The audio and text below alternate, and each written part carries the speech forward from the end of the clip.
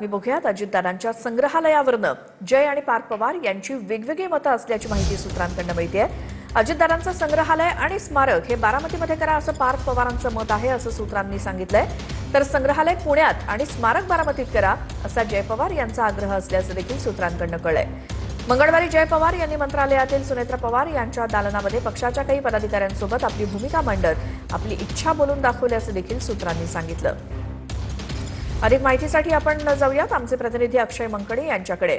अक्षय, संग्रहालय स्मारक याबद्दल अजित पवार यांच्या दोन्ही मुलांची काय मत आहेत? खरं तर दिवंगत उपमुख्यमंत्री अजित पवार यांचं संग्रहालय आणि त्याचसोबतच स्मारक हे बारामतीमध्ये व्हावं अशी इच्छा जी आहे ती अजित पवार यांचे ज्येष्ठ सुपुत्र पार्थ पवार यांचं मत आहे। तर अजित पवार प्रेम जे आहे ते संपूर्ण पुणे जिल्ह्यावरती महाराष्ट्रावरती होतं, त्यामुळे अजित पवारांचं जे संग्रहालय आहे ते मात्र पुण्यात बनवा आणि स्मारक मात्र बारामतीमध्ये बनवा अशा पद्धतीची भूमिका जी आहे ती जय पवार यांनी घेतलेली असल्याची पाहायला मिळते। आणि काल जय पवार यांनी उपमुख्यमंत्री सुनेत्रा पवार यांच्या मंत्रालयातल्या 6व्या मजल्यावरती दालनामध्ये काही पक्षाच्या पदाधिकाऱ्यांसमोर ही भूमिका जी आहे ती मांडलेली असल्याचं पाहायला मिळतंय। दोन्ही भावांमध्ये दिवंगत उपमुख्यमंत्री अजित पवार यांचं संग्रहालय आणि स्मारक बनवण्यामध्ये मतमतांतर असल्याची माहिती जी आहे ती आता समोर येताना पाहायला मिळत आहे। पवार कुटुंब म्हणून या सगळ्या संदर्भात काय निर्णय घेणार आहे पवार कुटुंब हे देखील तितकंच पाहणं महत्त्वाचं ठरणार आहे। बिलकुल अक्षय, धन्यवाद या माहितीसाठी।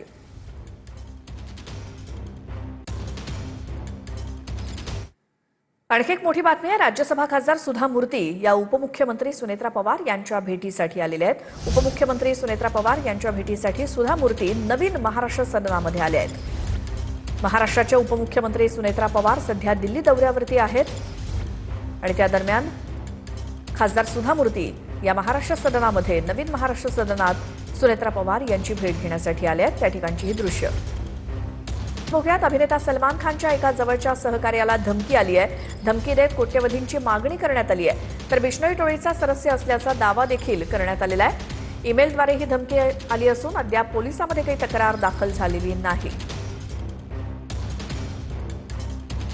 नागपुरातनं तिथे एका अल्पवयीन मुलीवरती सामूहिक अत्याचार झालेत। नागपूरच्या नंदनवन पोलीस ठाण्याच्या हद्दीतली घटना असून 3 आरोपी ताब्यात आहेत, तर 2 आरोपी अल्पवयीन आहेत। व्हिडिओ व्हायरल करण्याची धमकी देत त्या मुलीवरती अत्याचार करण्यात आले, तर पॉक्सो अंतर्गत गुन्हा देखील दाखल झालाय। निवडीकडे आपलं लक्ष असेलच, धन्यवाद या माहितीसाठी। आणखी एक मोठी बातमी येते ती म्हणजे रोहित पवार यांची आज दुपारी 12 वाजता दिल्लीमध्ये पत्रकार परिषद होणार आहे। रोहित पवार सध्या दिल्लीमध्ये आहेत आणि आजच्या पत्रकार परिषदेमध्ये ते आणखी काय बोलणार याकडे आपलं लक्ष असेलच। अजितदादांचा अपघात नव्हे तर 100% घात असल्याचा आरोप रोहित पवार यांनी केला। कालच्या मुंबईतल्या पत्रकार परिषदेमध्ये रोहित पवार यांनी हा आरोप केल्यानंतर आज दिल्लीमध्ये त्यांची पत्रकार परिषद दुपारी 12 वाजता होणार आहे।